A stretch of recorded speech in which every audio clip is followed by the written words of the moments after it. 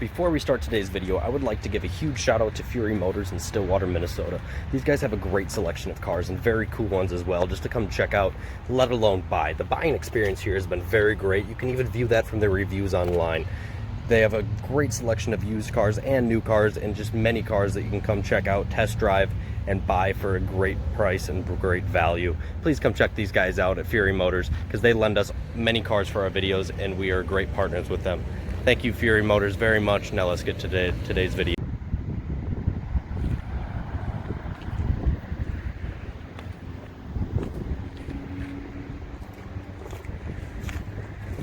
Urban Playgrounds, ladies and gentlemen. This is where I just brought the Challenger to come do some donuts and burnouts, right? This big American muscle car.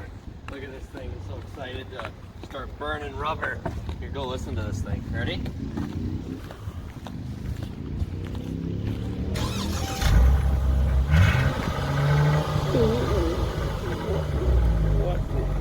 What happened? This is a V6. This is all-wheel drive. So guys, to someone that doesn't know any better and can't tell a car's trim level just by its stance, this Challenger would have a lot of people fooled. Now, if you're a car guy, you look at it and you know the stance. This isn't something you bring to a car show and pop the hood and say, hey guys, this is my 3.6 liter Pennstar Challenger, right? This is the same motor they put in minivans, the same motor that was used in the Wrangler, the same motor that's used. It's their flagship motor, which is a great motor, but it's not a muscle car motor, right? I mean, check out these tires, guys. These are the tires that come with the Challenger GT. This is the 2019 Challenger GT.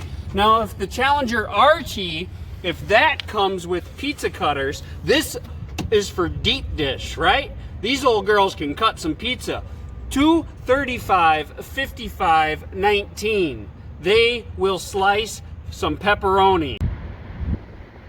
So when is a car like this necessary? It's a muscle car that's not a muscle car. It's supposed to be a performance car that's not really a performance car. This car is supposed to be for your average folk. Driven yearly, it's got all-wheel drive, it's got very good gas mileage. It's just a family car, but it's designed as a muscle car. Guys, if you need all-year drivability, if you need a year-round car and want to look cool doing it, this is a great car for that. It's all-wheel drive. You can look sweet driving around in the wintertime. This is a very base model. It starts at $33,000, and this particular model is just over $36,000, like $36,400, something like that. It has very few options, but it does have the ones that matter if you're gonna drive this car in the wintertime. Heated seats and a heated steering wheel and all-wheel drive, guys. That's all you need, right?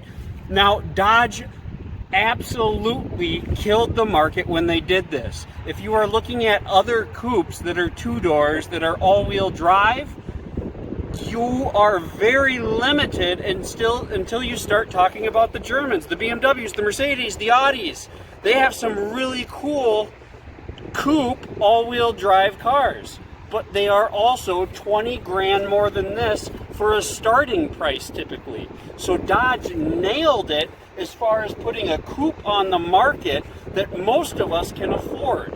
If you guys are looking for a performance car that you can afford, this is not it. This is not a performance car, guys. And if you're looking at a muscle car of some sort and you think this is going to solve your problems, it's not.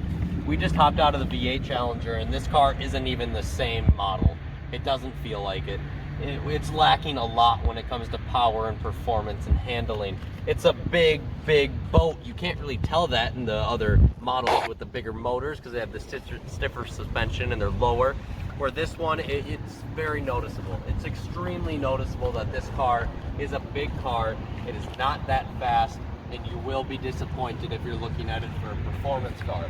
Now, if you're looking at it for, like Todd was saying, a car that you can drive year-round, this is the way to go. Guys, the sitting position, if you're the driver of a Challenger, they're great. Again, I owned an RT 2012 for 45,000 miles. let me remind you, I paid $36,310 was the sticker price on the Challenger I had. With leather, with a sunroof, you know, with the classic package, the fancy headlights, and all the goodies, the track pack. This car is $100 more than that. I don't have leather, and very minimal in options, right? But it's still a great, comfortable car to ride. I envision people that are driving this car might even have a family.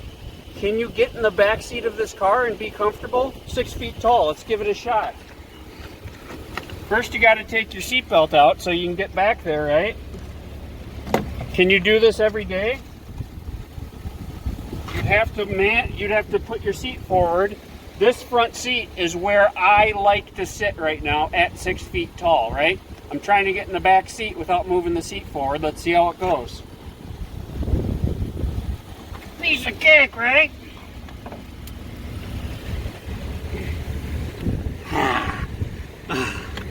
All right, so again, guys, the front seat is right where I like it. I didn't move it forward on purpose to prove a point that that's another step you would have to go to get into the back seat. But I did get back here. It was kind of like being on a jungle gym a little bit.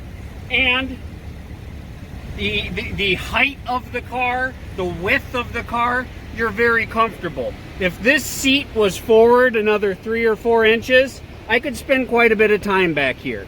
I am pressed up against the seat with my legs, however. But I know, being the driver with where the seat's at, I do have room to go forward up front. So you could get 4 6-foot-tall adults in this car comfortably. So guys, the driver just took off. He went to go run and get pizza, and I really got to go to the bathroom.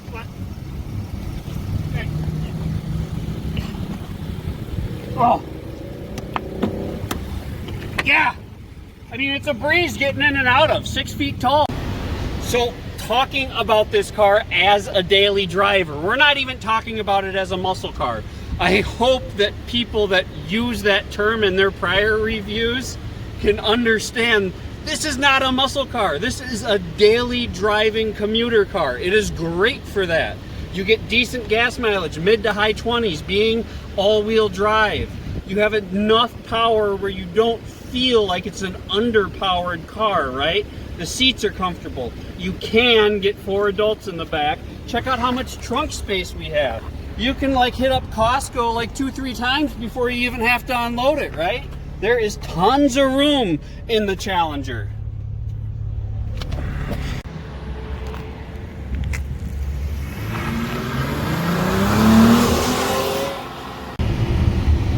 So this is what the 3.6 liter Challenger is all about. Just cruising, enjoying the sights, the scenery. Do not think this is a performance car. It is not.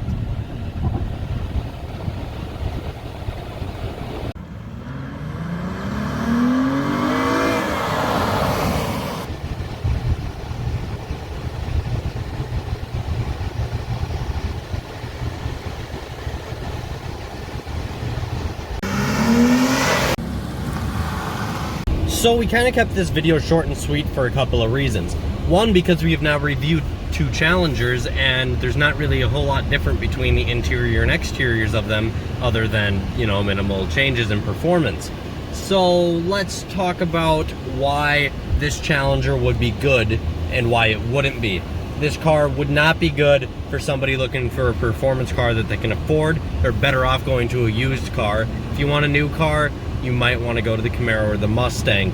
But if you want the all-wheel drive, you're gonna have to look at a used Mercedes or a BMW or something like that.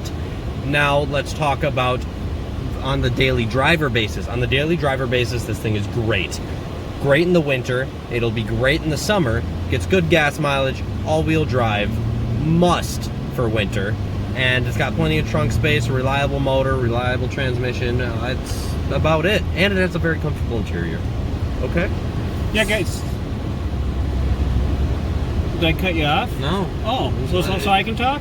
Yeah. Okay, I'm gonna talk then. Guys, this is just a great commuter. It's a great daily driving car.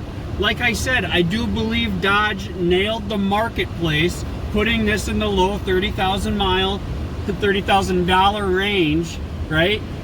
There's not much competition for a two-door car that has this much room as well.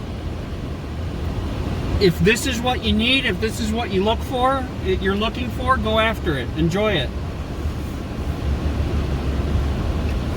You done?